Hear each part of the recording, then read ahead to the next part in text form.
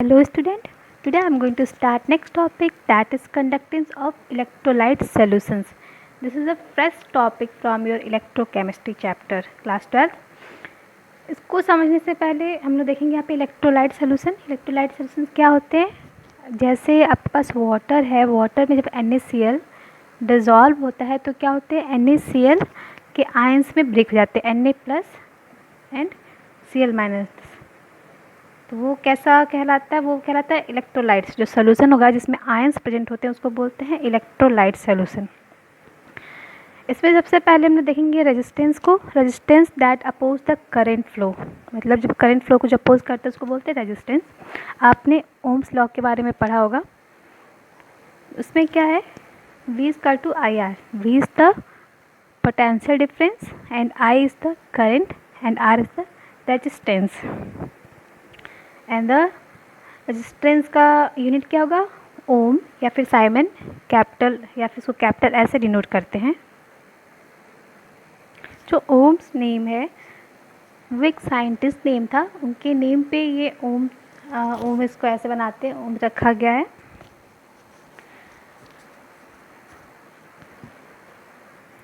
Suppose आपने एक wire लिया, ठीक है, जिसका आप रेजिस्टेंस निकालना चाहते हैं।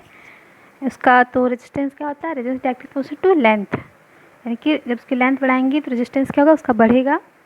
जब उस वायर कितना मोटा है उसका देखेंगे हम एरिया ऑफ क्रॉस सेक्शंस, तो कैसे होगा? R is inversely proportional to area of cross section, मतलब कि जब उसका जितना वो मोटा होगा उसका रेजिस्टेंस क्या होगा? उतना ही कम होगा। इन्वर्सली प्रोपोर्शनल है तो जितना रेजिस्टेंस उसका आपका जितना एरिया, जितना तार जो है वायर है वो जितना मोटा होगा उसका रेजिस्टेंस कितना होगा? उतना ही वो कम होगा। मतलब R is directly proportional to L/A। अगर इस प्रोपोर्शनलिटी को हटाएंगे यहाँ पे तो क्या आ जाएगा? यहाँ पे रो दैट इज प्रोपोर्शनल कांस्टेंट, रो बोलते हैं। रो को हम लोग क्या बोलते हैं? स्पेसिफिक रेजिस्टेंस या फिर स्पेसिफिक रेजिस्टिविटी भी कहा जाता है। अगर इसकी हम लोग यूनिट निकालेंगे तो कैसे होगा? रो है, ये आपका इधर चला जाएगा, ये साइड आ जाएगा, क्या जाएगा? Rho equal to RA/L। R ओम हो गया, यहाँ मीटर स्क्वायर, इसके लिए मीटर हो गया लेंथ का। जब दोनों कट करेंगे तो क्या हो जाएगा? रो की यूनिट ओम मीटर।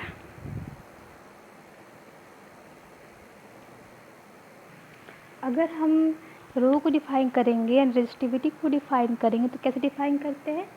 रेजिस्टिविटी हम हमेशा उसको स्पेसिफिक रेजिस्टेंस ना बोल करके उसको रेजिस्टिविटी बोलेंगे, क्योंकि IUPAC ने उसको अलाउ किया था रेजिस्टिविटी को, तो उसको हम रेजिस्टिविटी बोल सकते हैं।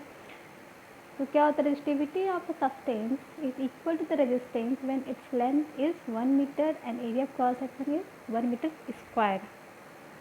अब देखेंगे हम लोग इसमें कंडक्टेंस के बारे में।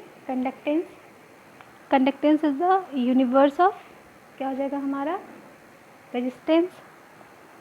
तो क्या G इक्वल टू जाएगा 1/R। इसका हम लोग निकालेंगे यूनिट तो क्या हो जाएगा? ओम यूनिवर्स, और यहाँ पे क्या होगा? साइमन।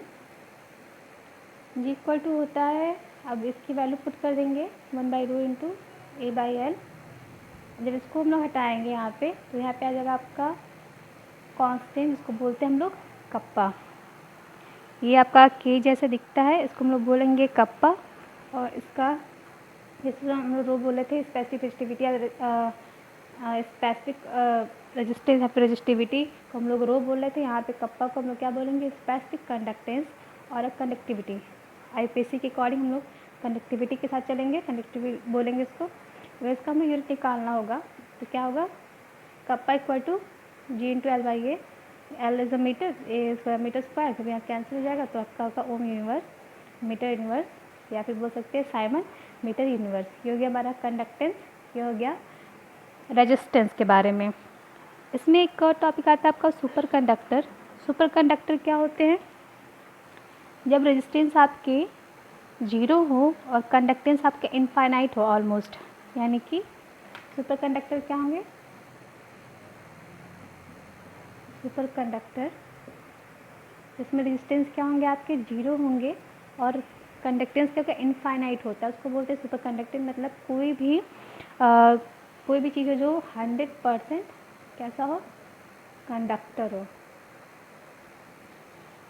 ये बुक में थोड़ा सा एक छोटा सा टॉपिक दे रखा है सुपर कंडक्टर के बारे में।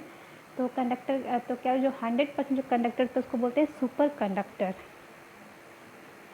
आपके एनसीईआरटी की बुक में एक लिस्ट दे रखा हुआ है, इसमें आप देख रहे हैं कि जो ऊपर जो कुछ मेटल्स हैं उनकी जो कनेक्टिविटी बहुत हाई रखी है, फिर उसके बाद सेमी कंडक्टर्स है जिनका कम है, उसके बाद इंसुलेटर्स हैं जिनका क्या है कनेक्टिविटी एकदम लेस है।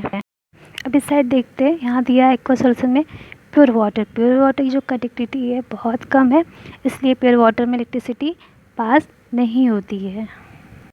उसके बाद आप देखते हैं HCl है, KCl है, TCl है, अलग अलग कंसनट्रेशन पे दे रखा है।